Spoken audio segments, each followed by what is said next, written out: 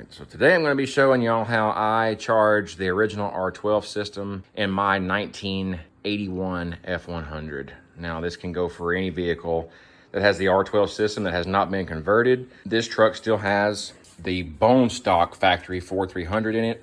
Every single vacuum line, it's all factory original, including the R12 compressor, the smog pump, you name it. It has not been messed with. The old EGR valve, it's all hooked up, no smog deletes, so everything is super factory. The AC system has not been touched or anything replaced.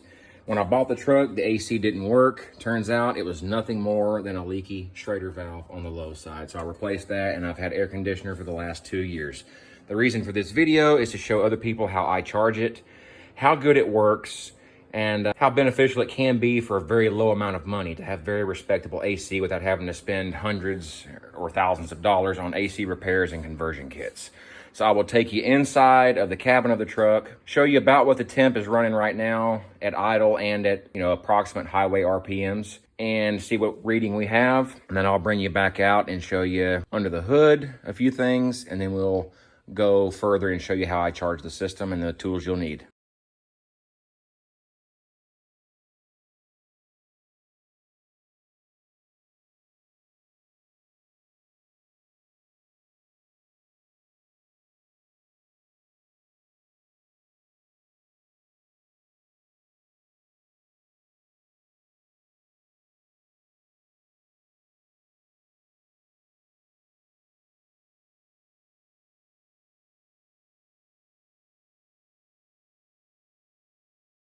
Okay, I'm gonna give y'all a live, unedited, uncut shot from inside the truck.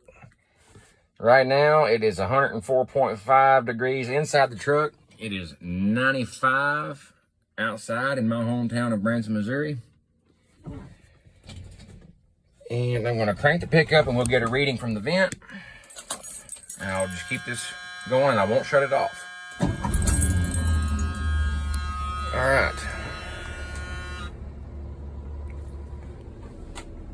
Move it to max AC, it's on high. All right, let's see the temperature come down. I won't cut the video, but I will speed it up to get through this a little faster, and we can watch the temperature drop and see about what the AC is cooling at.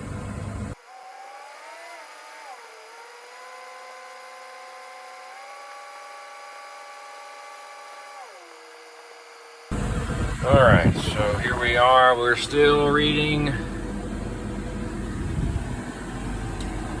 95 degrees outside, and at idle AC's around 67. It might go up to about 70. I think we can get it better if I give it a little gas to simulate possible highway RPMs. Let's see what I can get out of about 1600 RPMs there. So we can get it to go lower with some RPMs behind it, possibly simulate road conditions, driving conditions. So again, I think that's pretty respectable. That's 33 degrees under ambient temp, 33, 34 degrees with some RPMs behind it. All right, I'll take you around and show you underneath the hood of the truck. We got down to 61 there. That's about 35 degrees under. There's the compressor, kicking just fine. Next, I'll show you the process of how to charge it with keyboard duster. So to get started, first and foremost, we need some R134 manifold gauges. I own a set, but I also rented a set. These are from AutoZone. They're rent tools.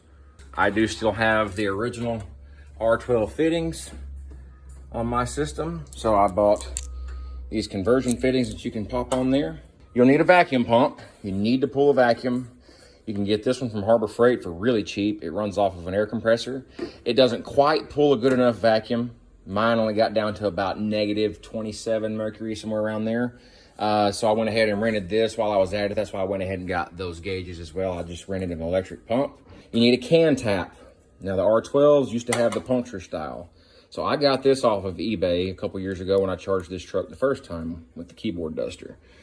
So that's it as far as materials. You need the conversion fittings, you need your manifold gauges so you can hook up to the high pressure and the low pressure side, and you need a vacuum pump and some way to, again, puncture those cans and get that refrigerant out. All right, so first step is to put our converter pieces on.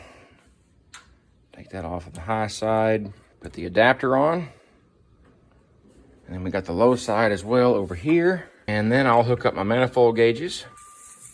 You can hear it coming out there until I get it on there tight. There we go. And next I'll hook up the manifold gauges and go from there.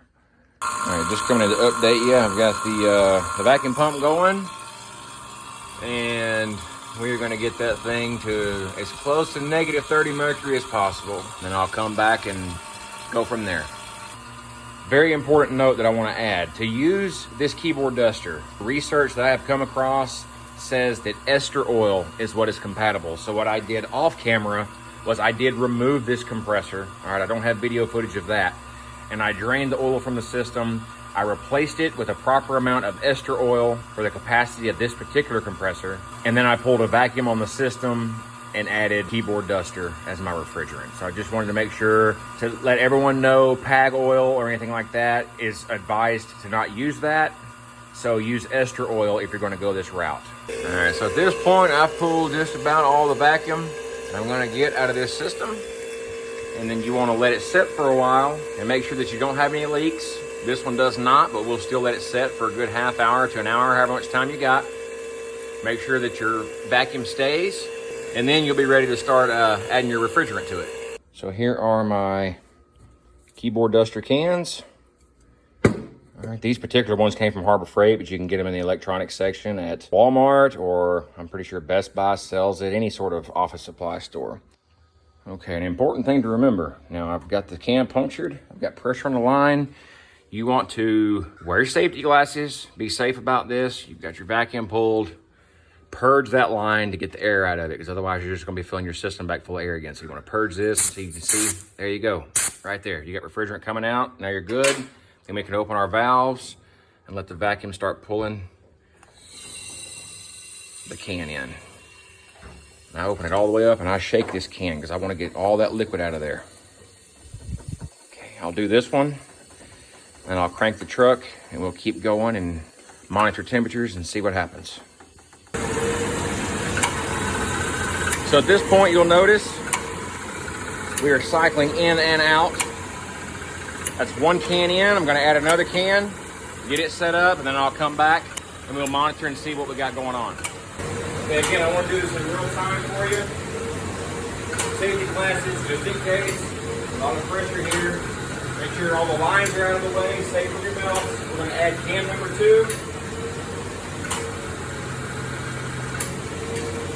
Okay, that can is punctured, sealed. I'll purge our line again, make sure there's no air. I do it every time just to be safe. Good there. Open up my low port, and if the compressor's on, it'll let the next can in.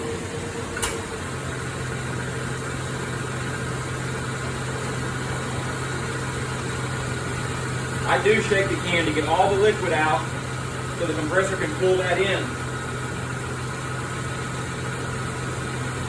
As of right now, the compressor is not cycling. That's great.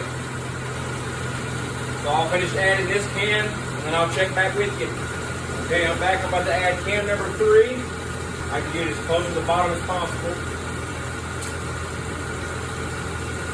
Good seal.